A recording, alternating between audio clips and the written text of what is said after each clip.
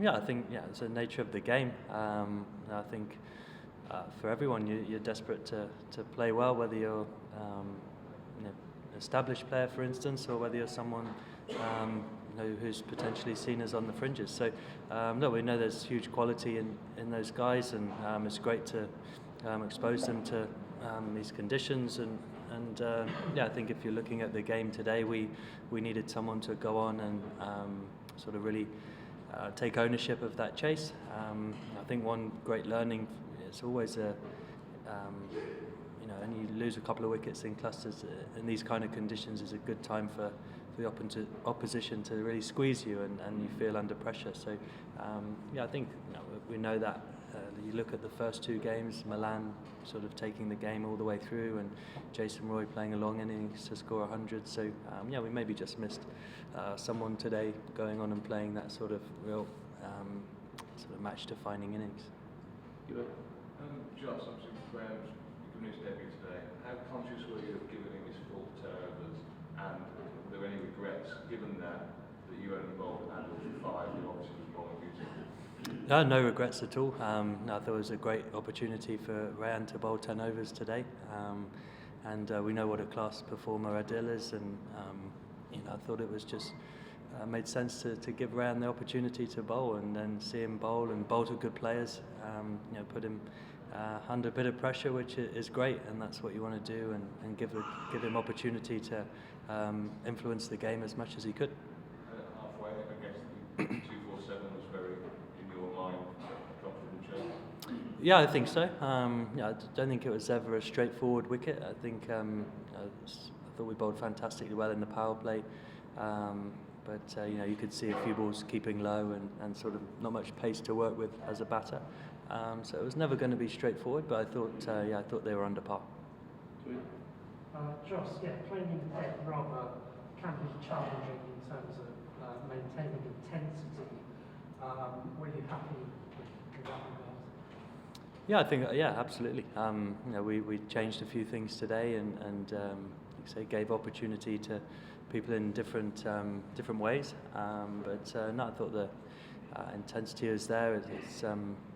I think it's quite an individual thing as well to sort of really look after that side of things, and we've all got plenty to play for, and so I guess as an individual it's kind of something to reflect on and answer that question. But no, I don't think we lacked that. I think reflecting on the way we batted, did we have enough intensity in our batting and trying to score? But I think I wouldn't question that. So we were repeatedly told, I think, in local conditions, a lot better than we did, that this was the best pitch for batsmen in the country. Were you surprised by how the game went? Not particularly, no. It was a sort of quite dry surface. Bangladesh obviously know their conditions as well as better than us. Won the toss and chose to bat. So I'm sure they thought it would slow up and maybe spin a bit more. And the games have probably finished a bit too early for the dew to really take effect. Shakib took a 300 ODI wicket today and is about 20 odd short of 7,000 runs in the format. But how do you rate him as an ODI player? Is he one of the greats in the format? Yeah, he's certainly a fantastic player. Those numbers sort of speak for themselves, don't they? So I'm playing against him. You know what a great challenge it is. I think go back to the 2019 World Cup, his performances were outstanding. He's a brilliant player. And I guess you learned right by winning the first two games to take a few risks today, bring Rian in and Sam coming up to 5. But would you say that victory wasn't the be-all and end-all to it? We certainly believe we could win the game, and I think if we played well enough, we would have won the game. But absolutely, as an opportunity today to give Rayan his debut, for Sam to bat at number 5, and it's the last ODI we play now until September. So especially in these conditions, it felt like a great chance to try and sort of gather as much information as we can and expose people to different situations. And if we lost the game, then so be it. But I certainly believe we had a team and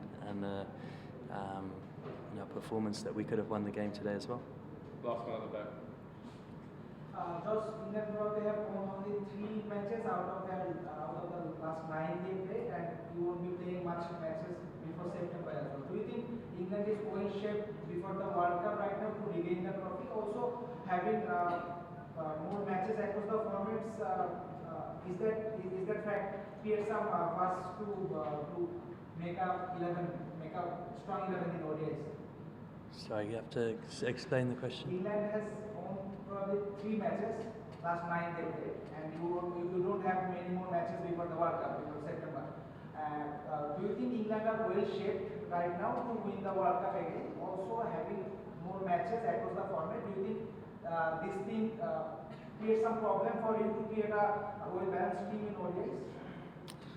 Yeah, I think the schedule's hugely challenging to always get your best 11 on the field, but I think the sort of from the previous cycle of the World Cup, the game's changed a bit. I think as well, looking back to the T20 World Cup, we probably went into that World Cup having never played our perceived best 11, and then having to get into the tournament and going on to win it gives you great confidence that even though we haven't had the opportunities to sort of always play our best team, and like you mentioned, now not playing for a while, but I think international cricket's become a bit just focused on the ICC tournaments.